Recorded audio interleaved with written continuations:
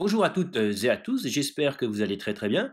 Alors, dans la précédente vidéo, on avait modélisé un circuit électrique RLCR. Eh bien, désormais, on va s'attaquer à un système mécanique qui est un ressort avec friction. Alors, dans un premier temps, on va le résoudre via la méthode de Newton, puis via la méthode de Lagrange. Alors, commençons par définir le système et les différentes composantes. Une partie est déjà représentée à l'écran avec le rectangle ici, c'est une masse M. Et juste à droite, on retrouve la représentation d'un ressort avec une résistance qu'on va appeler K. Le frottement qu'il y a entre la masse, donc le rectangle, et le sol va être caractérisé par un frottement F. Et puis à cette masse, en fait, on va lui appliquer une force ici sur la gauche qu'on va appeler F de t. Donc on ne connaît pas exactement sa nature, quelle est sa forme, mais on peut la laisser dépendre en fonction du temps. Il va nous rester une dernière variable à définir qui, en fait, est la variable x qui nous permet de localiser l'endroit de la masse par rapport au sol. Donc on va appeler ceci x de t. Alors comme on a dit, tout d'abord, on va résoudre notre exercice via la méthode de Newton. Donc cette méthode-là, ça nous dit que la somme des forces est égale à m fois l'accélération, donc la masse fois l'accélération. Donc dans cette somme des forces, comme on peut le voir en haut de l'écran, on a effectivement la force F de t qui va s'opposer à la force générée au niveau du frottement F, qui va être caractérisée par F fois la vitesse en fonction du temps donc de notre masse, moins la résistance générée par le ressort Kx de t, et donc ceci est égal à m fois l'accélération. Alors de là, on peut assez facilement déduire que finalement, la vitesse v de t, ce n'est ni plus ni moins que x point de t, et l'accélération, tout simplement, c'est égal à x point de t.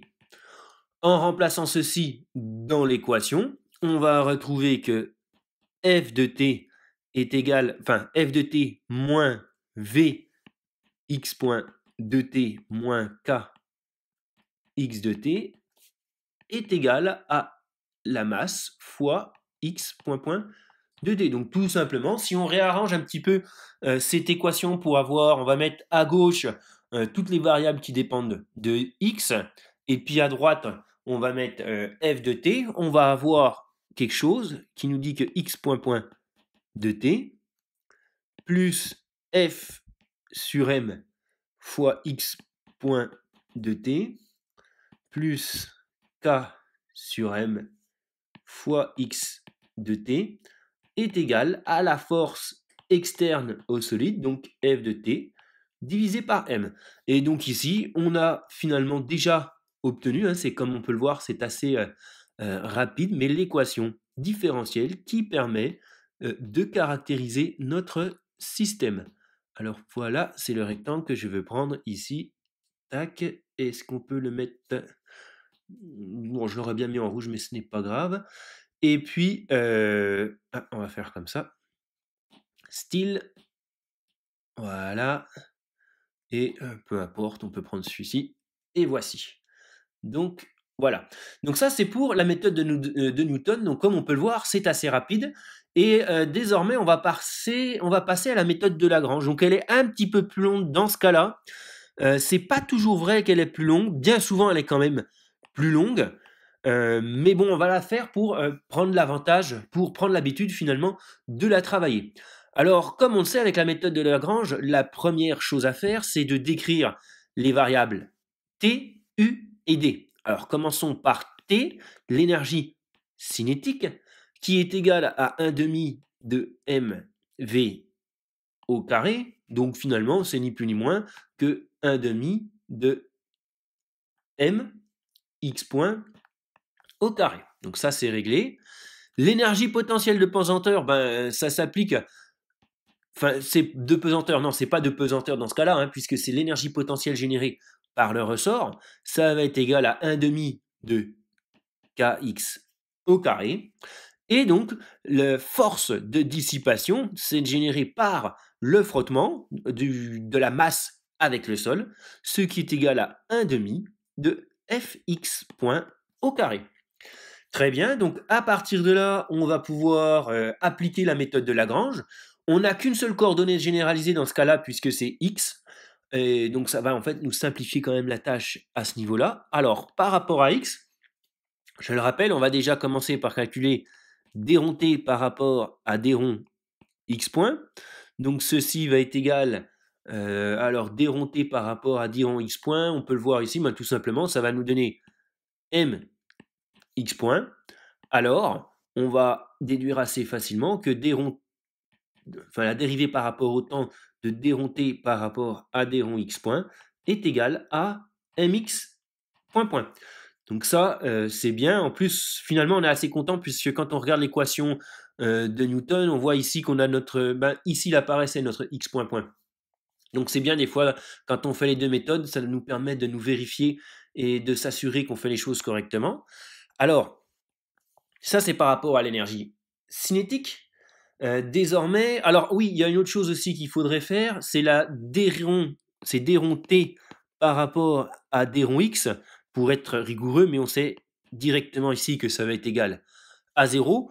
Donc on passe à l'énergie potentielle qui elle va être une dérivée partielle par rapport à d x.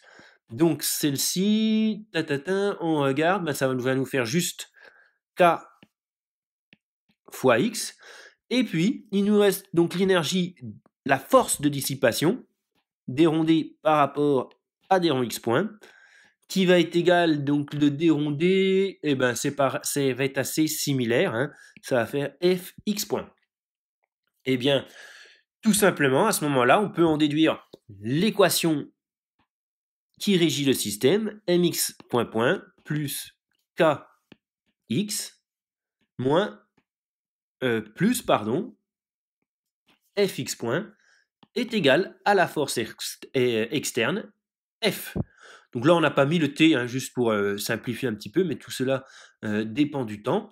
Et ce qui est intéressant de voir, c'est qu'effectivement, on retrouve exactement la même expression qu'on avait trouvée par rapport à la méthode de Newton. Donc ça, alors, on va juste, on peut l'encadrer à partir, on va la réécrire correctement, hein. Si je divise par m, en fait, on va retrouver, si on divise par m, on retrouve la même expression exactement que ci-dessus. Et donc ça nous permet donc de vérifier qu'on a la bonne équation différentielle. Voilà. Et là, on va l'encadrer comme ceci. Et voilà. Alors maintenant, là, on va juste pousser un tout petit peu plus loin pour faire la représentation d'état de ce système, hein. Encore une fois, la représentation d'état, ça va nous permettre par la suite de passer dans le domaine de Laplace et de designer des compensateurs par rapport à cela. Alors nous, dans un premier temps, ici, on se concentre uniquement sur tout ce qui est modélisation, hein. Alors, on va dire qu'on pose les variables de Laplace suivantes, c'est-à-dire qu'on va avoir x1 qui est égal à x, x2 qui est égal à x point, et donc tout simplement on va avoir x2 point qui va être égal à x point point. On remplace dans notre équation différentielle ci-dessus, donc ça va nous donner x2 point plus k sur m x1 plus f sur m, alors x point ça va être x2, est égal à f sur m.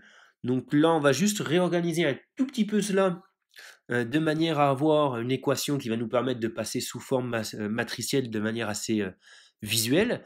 Donc on va avoir x2 point qui est égal, on passe tout de l'autre côté, donc ça va faire k moins k sur m x1 moins f sur m x2 plus f sur m.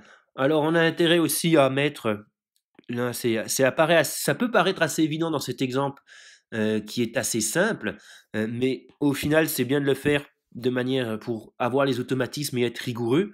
Donc on va mettre également que x1 est égal à x2 ici, et donc la forme matricielle, donc là on va devoir rajouter une page, voilà, Donc cette forme matricielle va nous donner tout simplement, on va avoir x1 point, x2 point ici, c'est égal à, alors là on peut faire ceci comme cela, là on va voir notre vecteur d'état x1, x2, plus, alors ici on voit tout de suite que on va avoir 0 et 1 sur m ici, hein, puisque notre force elle est appliquée uniquement sur x2, donc fois f, et donc dans la matrice on va avoir 0, 1 ici, moins k sur m, et ici, moins f sur m.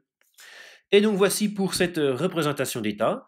On a modélisé notre système avec ressort, notre système de masse avec ressort. Et donc voici pour cette vidéo. Laissez-moi savoir si vous avez besoin de précisions supplémentaires. Et en attendant, je vous remercie par avance et à la prochaine pour la prochaine vidéo.